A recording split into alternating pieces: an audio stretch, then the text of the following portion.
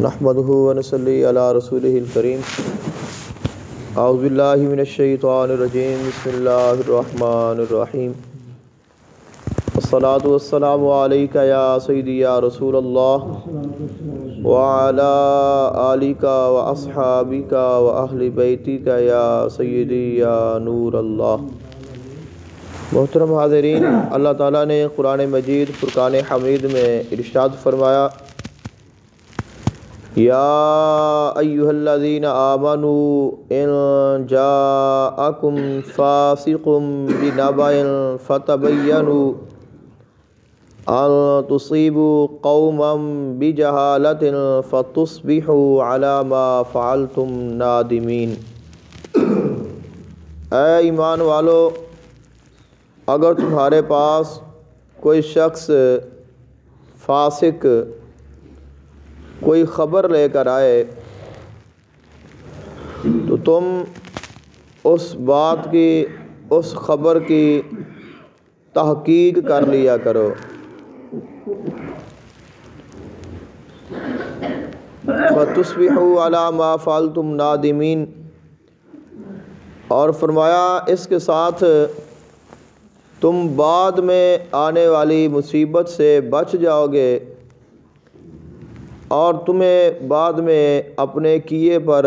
شرمسار بھی نہیں ہونا پڑے گا۔ کچھ لوگ ایسے ہوتے ہیں جن کی باتیں سچی ہوتی ہیں اور وہ خود بھی سچے ہوتے ہیں، اور وہ جو بات بتاتے ہیں وہ سچائی پر مبنی ہوتی ہے۔ سچے لوگوں کی بات پر عمل کر لینے میں کوئی حرج نہیں ہوتا، اور اگر کوئی ایسا شخص جس کی بات پر آپ کو پورا یقین نہیں ہے کہ یہ سچ بول رہا ہے یا یہ جھوٹ بول رہا ہے، تو اگر کوئی ایسا شخص آپ کے پاس کوئی بات لے کر آتا ہے، قرآن پاک میں اس کو فاسق کہا گیا ہے، اور فاسق کی آگے کئی صورتیں ہیں فسق و فجور کی، تو ایسا بھی شخص جس پر اعتبار نہیں کیا جا سکتا، اگر تمہارے پاس کوئی خبر لے کر آتا ہے، کوئی بات بتاتا ہے، تو اس کی بات پر خالق کائنات نے ارشاد فرمایا، تم نے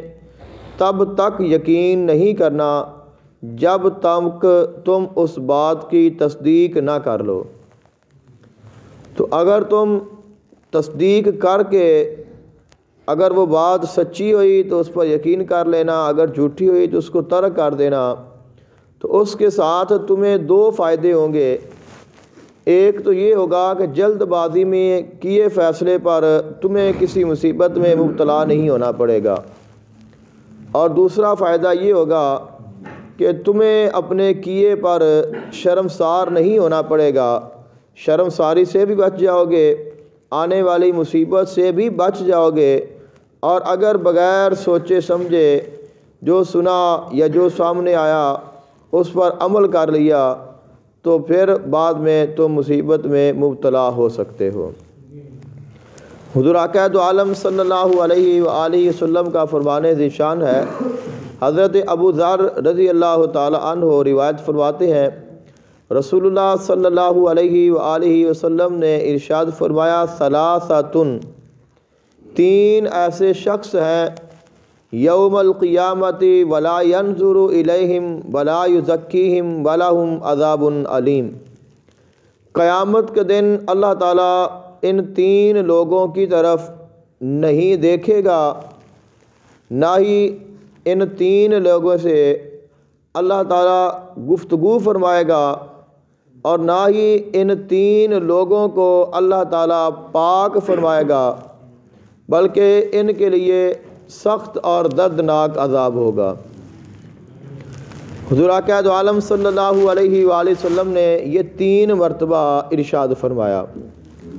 حضرت ابو ذر رضی اللہ تعالی عنہ نے عرض کی، یا رسول اللہ صلی اللہ علیہ وسلم، خابوا و خاسروا، ناکام ہو گیا وہ شخص اور خسارے میں چلا گیا وہ شخص جس کے ساتھ ایسا ہوا۔ اور حضور فرمائیں کہ وہ ہے کون، وہ 3 شخص کون ہیں جن سے اللہ تعالیٰ کلام بھی نہیں فرمائے گا، نظر بھی نہیں ملائے گا اور ان کو پاک بھی نہیں کرے گا، بلکہ ان کے لیے عذاب ہوگا۔ آقا علیہ الصلوۃ والسلام نے فرمایا پہلا شخص وہ ہے جو اپنا کپڑا ٹخنوں سے نیچے غرور اور تکبر کے ساتھ لٹکاتا ہوگا، اور دوسرا وہ شخص ہے جو احسان جتلانے والا ہوگا، اور تیسرا وہ شخص ہے جو قسم کھا کر اپنے مال کا ریٹ بڑھا کر فروخت کرتا ہوگا۔